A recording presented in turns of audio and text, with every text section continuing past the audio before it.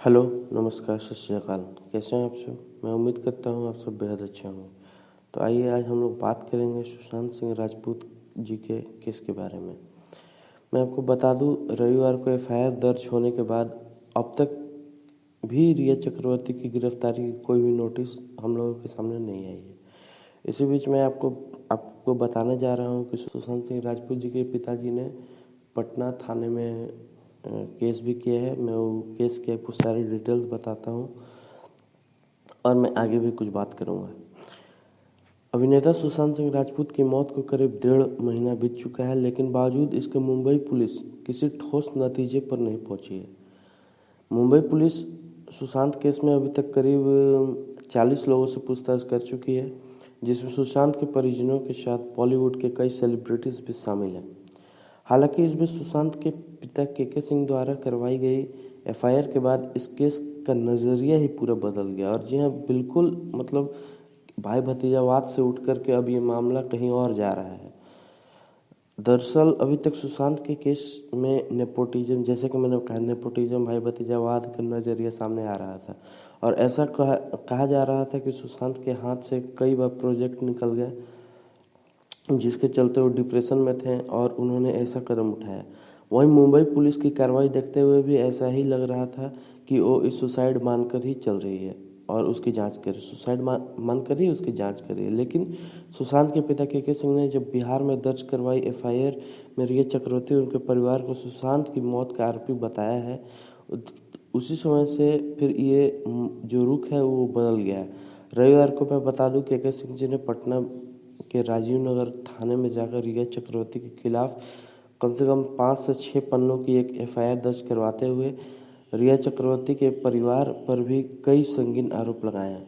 एक तरफ जहां मुंबई पुलिस पर सुशांत केस में ढील बरतने का आरोप लगाया जा रहा था, वहीं दूसरी ओर बिहार पुलिस को लेकर भी अब ये सवाल उठने लगा है कि आखिर रविवार 26 जुलाई को एफआईआर दर्ज होने के बाद भी अभी तक रिया और उनके परिवार की गिरफ्तारी क्यों नहीं हुई।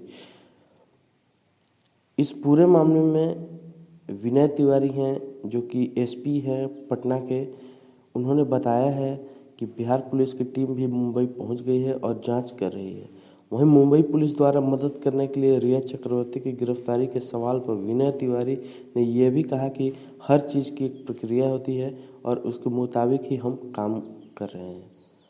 वैसे तो 5-6 पन्नों की एफआईआर में के सिंह ने काफ़ी कुछ लिखा है, लेकिन मैं आपको कुछ मेन पॉइंट्स बताता हूँ। जैसे कि पहला पॉइंट्स था उसमें कि साल 2019 से पहले जब मेरे बेटे सुशांत को कोई भी दिमागी परेशानी नहीं थी, तो रिया के संपर्क में आने के बाद अचानक क्या हुआ कि वो दिमागी रूप से एकदम परेशान हो गया।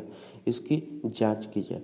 सेकंड पॉइंट है, यदि इस दौरान वो मानसिक रूप से परेशान था या उसका कोई दिमागी इलाज चल रहा था, तो इस संबंध में हमसे लिखित या मौखिक, ध्यान देने वाली बात है, अनुमति क्यों नहीं ली गई।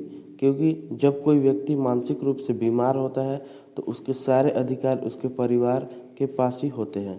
इसकी जांच की जाए।